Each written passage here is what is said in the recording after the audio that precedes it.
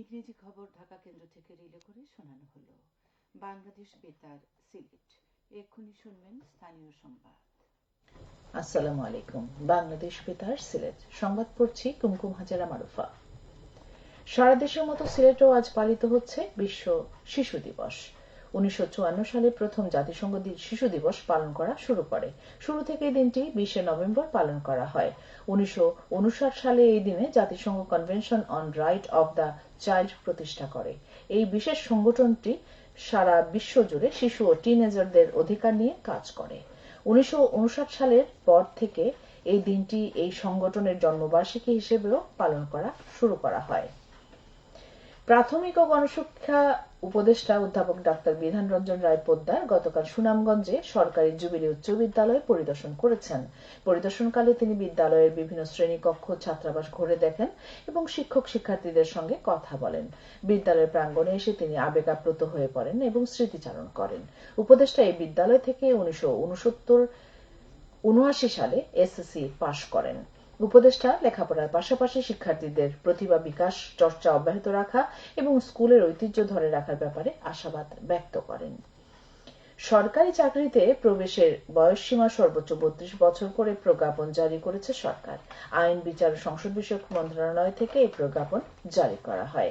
প্রজ্ঞাপনে বলা হয়েছে, সরকারি স্বায়ত্তশাসিত, আধা স্বায়ত্তশাসিত, সংবিধিবদ্ধ সরকারি কর্তৃপক্ষ, পাবলিক নন ফাইন্যান্সিয়াল কর্পোরেশন সহ স্বশাসিত সংস্থায় সরাসরি নিয়োগের ক্ষেত্রে সর্বোচ্চ বয়সসীমা 32 বছর নির্ধারণ করা হয়েছে।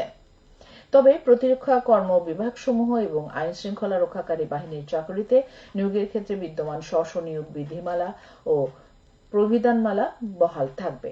এতে বলা হয়েছে, এই অধ্যাদেশ কার্যকর করার ক্ষেত্রে কোনো অস্পষ্টতা বা অসুবিধা দেখা দিলে সরকার সরকারি গেজেটে প্রজ্ঞাপন দ্বারা এই অধ্যাদেশের বিধানের সাথে সঙ্গতিপূর্ণ হওয়া সাপেক্ষে উক্ত রূপ অস্পষ্টতা বা অসুবিধা দূর করতে পারবে।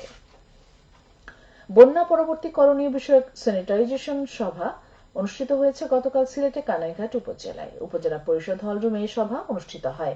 এতে বক্তাগণ বন্যা এবং বন্যা পরবর্তী সময়ে স্বাস্থ্য সুরক্ষা ও করণীয় সম্পর্কে বিস্তারিত আলোচনা করেন। অনুষ্ঠানে উপজেলার বিভিন্ন শ্রেণী পেশার প্রতিনিধিগণ অংশগ্রহণ করেন। জেলা তথ্য অফিস এই উদ্যোগ নেয়। মৌলভীবাজারে বড়লেখায় বিশিষ্ট জনদের সাথে মত বিনিময় করেছেন উপজেলা প্রশাসন। গতকাল উপজেলা পরিষদে আয়োজিত এই মত বিনিময়ে প্রধান অতিথি ছিলেন জেলা প্রশাসক মোহাম্মদ ইসরাইল হোসেন। এতে সরকারি কর্মকর্তা, সেবাগ্রহীতা, সাংবাদিক, জনপ্রতিনিধি সহ বিশিষ্ট ব্যক্তিরা উপস্থিত ছিলেন। দরিদ্র কর্মহীন চা শ্রমিক পরিবারের মধ্যে বিনামূল্যে জিআর চাল বিতরণ করা হয়েছে গতকাল মৌলভীবাজার রাজনগর উপজেলা পরিষদে। এ সময় 10টি চা বাগানের 220টি পরিবারের প্রত্যেককে 20 কেজি করে এই চাল প্রদান করা হয়। দুর্যোগ ব্যবস্থাপনা অধিদপ্তরের মানবিক সহায়তা কর্মসূচির আওতায় ত্রাণ মন্ত্রণালয় এই বরাদ্দ দেয়। সিলেটের বিভিন্ন সীমান্তে অভিযান চালিয়ে প্রায় 1.5 কোটি টাকার চোরাই পণ্য আটক করেছে বিজিবি। গতকাল দুপুরে প্রেস বিজ্ঞপ্তির মাধ্যমে বিষয়টি নিশ্চিত করেন সিলেট ব্যাটালিয়ন 48 বিজিবির অধিনায়ক লেফটেন্যান্ট কর্নেল মোহাম্মদ হাফিজুর রহমান। গত 2 দিনে সিলেট ও সুনামগঞ্জের বিভিন্ন সীমান্তে পৃথক অভিযান চালিয়ে বিজিবির টহল দল বিপুল পরিমাণ ভারতীয় পণ্য এবং অবৈধভাবে পাথর উত্তোলনকারী নৌকা আটক করে। চোরাচালান রোধে সীমান্তে বিজিবির এমন অভিযান অব্যাহত থাকবে বলে বিজিবি 48 ব্যাটালিয়ন সূত্রে জানা গেছে। অবৈধ স্থাপনা উচ্ছেদ করা হয়েছে গতকাল মৌলভীবাজারের কুলাউড়া উপজেলার ব্রাহ্মণবাজারে। অভিযানে নেতৃত্ব দেন উপজেলা সহকারী কমিশনার ও নির্বাহী ম্যাজিস্ট্রেট শাহ জহুরুল হোসেন। অভিযান চালিয়ে প্রায় অর্ধশতাধিক দোকানপাট অপসারণ করে 3 কোটি টাকার সরকারি জায়গা উদ্ধার করা হয়। ফুটপাত ও সড়ক থেকে হকার উচ্ছেদে গতকাল দক্ষিণ সুরমায় অভিযান পরিচালিত করেছে সিলেট সিটি কর্পোরেশন। এ সময় ফুটপাত দখল করে ব্যবসা করার দায়ে 3 প্রতিষ্ঠানকে 12,000 টাকা জরিমানা করা হয়। নগরী স্টেশন রোড ও দক্ষিণ সুরমা এলাকায় অভিযান পরিচালনা করেন সিলেট সিটি কর্পোরেশনের নির্বাহী ম্যাজিস্ট্রেট ফারিয়া সুলতানা। এ ধরনের অভিযান অব্যাহত থাকবে বলে জানান সিসি কর্তৃপক্ষ। সবশেষে আবহাওয়া।